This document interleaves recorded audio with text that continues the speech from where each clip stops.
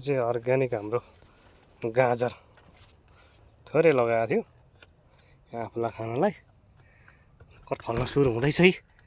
धेर ठुल्ठुला भर्खर मसिनो छ भर्खरै भयो यो रोपेकै धेर भएको छैन। कत्रो फलेछ त हेट यत्रो भएछ भर्खर सुरु हुँदैछ गाजर। आफूलाई खानलाई ट्याक्क लाएर यो पनि किन्नु पर्दैन। साथै पिँडालुको यो गाभा खानलाई पनि रेडी भएछ है। काठमाडौँतिर त भक्कु खाइन्छ है चल्छ यो गाभा गाउँतिर यो गाभा खाइदिन्थ्यो। यसको मुन्टालदेखि लिएर घरकोलोदेखि सब चल्छ यहाँ यो ठाउँमा। हामी चाहिँ खाइँदैन खासै टुप्पो मुन्टो मात्रै यसो युज गरिन्छ। यहाँ चाहिँ सबै चल्छ यो सब्जीको रूपमा युज हुन्छ।